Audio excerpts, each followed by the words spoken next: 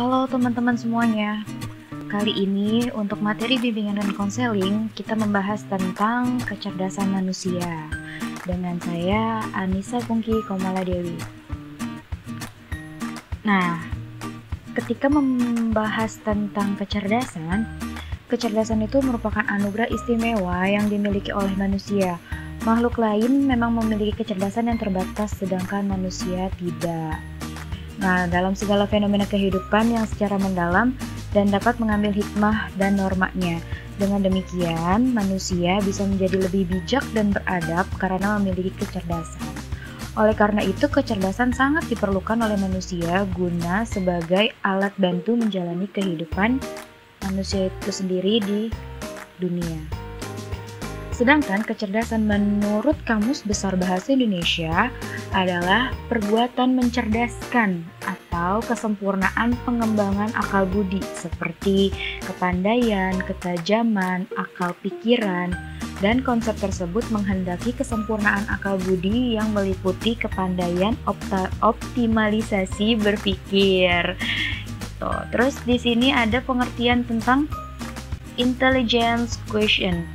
Nah, istilah ini adalah istilah kecerdasan manusia dalam kemampuan untuk menalar atau perencanaan sesuatu, kemampuan memecahkan masalah, belajar, memahami gagasan, berpikir, penggunaan bahasa, dan lain-lain.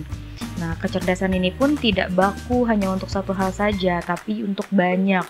Misalnya, seseorang dengan kemampuan dan mahir dalam hal bermusik, dan yang lainnya dalam hal olahraga. Jadi kecerdasan ini dari tiap-tiap orang gak sama atau berbeda-beda tiap individunya.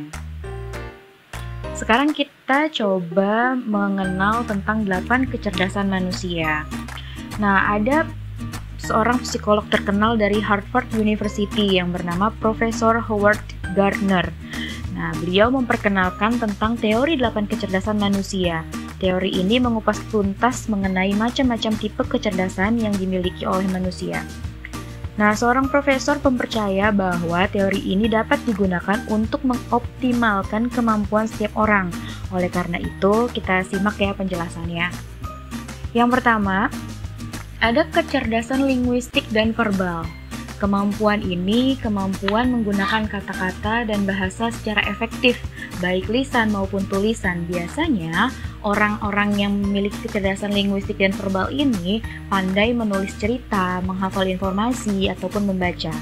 Ciri-cirinya biasanya mengingat informasi secara lisan maupun tulisan, membaca dan menulis, berdebat atau pidato, mampu menjelaskan segala sesuatu dengan baik, dan orangnya biasanya humor ketika bercerita. Kemudian, orang-orang yang memiliki kecerdasan linguistik atau verbal ini biasanya pemilihan karirnya itu baik dalam jurnalistik, penulis, pengacara, ataupun guru. Yang kedua, ada kecerdasan logika dan matematis. Adalah kemampuan dalam operasi matematika dalam menganalisis masalah secara logis. Biasanya orang-orang dengan kecerdasan ini pandai dalam penalaran, keterampilan komputasi, dan memahami angka atau simbol.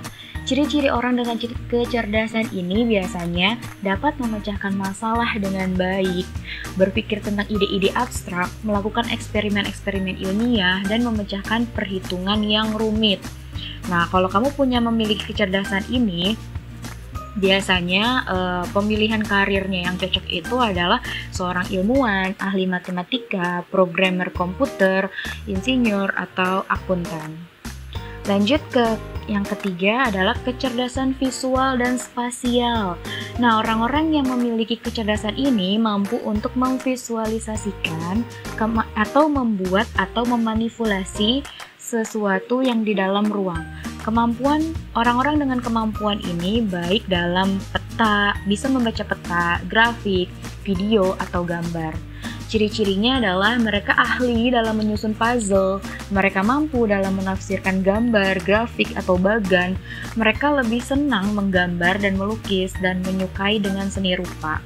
Nah, biasanya orang-orang kecerdasan visual dan spasial ini Mereka pilihan karir yang baiknya itu lebih ke arsitek, desain, artis, insinyur, pemain catur, ataupun pilot.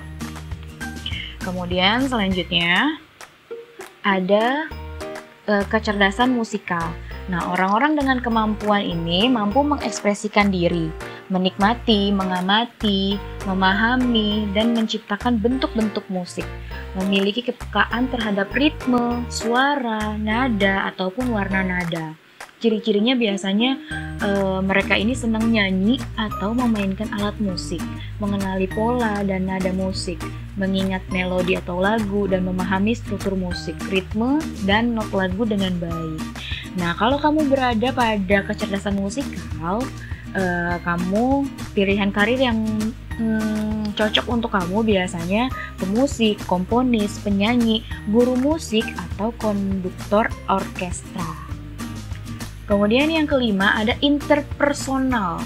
Interpersonal ini adalah seseorang yang memiliki kemampuan untuk memahami dan selaras dengan perasaan, emosi, serta temperamen orang lain. Pandai berkomunikasi, memahami orang lain, terampil menilai emosi, motivasi, atau ke orang-orang di sekitarnya. Jadi dia lebih bisa bagaimana orang lain mengekspresikan diri terhadap diri dia atau lingkungan. Nah, ciri-ciri orang yang memiliki kecerdasan interpersonal biasanya suka berinteraksi secara verbal dan terampil dalam berkomunikasi non-verbal. Juga mereka pandai dalam melihat situasi dari berbagai sudut pandang dan mampu menciptakan hubungan yang baik pada sekitarnya. Biasanya kalau kamu memiliki kecerdasan interpersonal ini, pilihan karir yang cocok untuk kamu biasanya psikolog, filsuf, konselor, pramuniaga, politikus, atau guru BK. Kemudian yang selanjutnya ada kecerdasan intrapersonal. Nah, kecerdasan intrapersonal ini adalah kemampuan memahami dan menyadari perasaan, sifat, pikiran, atau motivasi diri sendiri. Seseorang yang senang menganalisis diri, yang senang melamun, juga membuat perencanaan diri. Ciri-ciri orang yang berada pada kecerdasan intrapersonal ini biasanya pandai menganalisis kelemahan dan kekuatan diri, kemudian menganalisis teori dan ide-ide yang dia pikirkan, kemudian mereka lebih sadar akan dirinya sendiri dan biasanya mereka merasa diri mereka itu luar biasa. Gitu. Terus yang kemudian memahami perasaannya sendiri. Nah, interpersonal dan intrapersonal ini adalah kebalikannya ya. Kalau interpersonal dia lebih mengerti orang lain, tapi kalau intrapersonal dia lebih memahami dan mengerti tentang dirinya sendiri. Orang-orang yang cocok biasanya dia itu lebih ke karirnya itu sukanya ilmuwan, teori, ahli teori, atau filsuf, atau teolog, kayak gitu. Kemudian yang selanjutnya ada kecerdasan kinestetik dan jasmani. Nah, kemampuan dalam menggunakan tubuh terampil untuk mengikat diri dan mempelajari atau memecahkan masalah, melibatkan koordinasi dan ketangkasan akan seluruh atau sebagian tubuh. Jadi orang-orang yang memiliki kecerdasan kinestetik ini atau jasmani biasanya lebih suka bergerak, hal-hal yang lebih suka melibatkan tentang tubuhnya atau gerakan tubuh. Nah, ciri-cirinya biasanya senang menari atau olahraga, menciptakan sesuatu dengan tangan atau anggota badan, dan mereka lebih cenderung mengingat dan melakukan daripada melihat dan mendengar. Jadi mereka lebih suka untuk praktek, kayak gitu. Terus mampu mengkoordinasikan dengan baik antara tangan dan mata.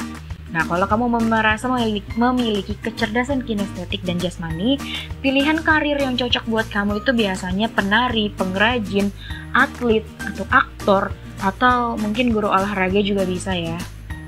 Kemudian yang terakhir, naturalis. Nah, naturalis ini adalah kecerdasan atau kemampuan untuk memahami alam, tanaman, hewan, lingkungan, dan lain-lain. Mereka ini pandai mengamati atau mengidentifikasi, pengelompokan, atau membedakan apa yang ada di alam.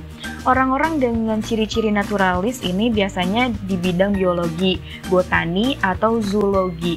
Nah, biasanya mereka mampu mengkategorikan dan membuat katalog informasi dengan mudah. Sukanya berkemah, berkebun, hiking, menjelajah di alam terbuka. Dan juga mereka lebih bisa mengekspresikan dirinya dengan mencintai lingkungan. Terus, orang-orang yang memiliki kecerdasan ini biasanya pilihan karirnya itu ahli biologi, konservasionis, nelayan, petani, pemburu, atau mungkin lebih ke hobi itu hiking.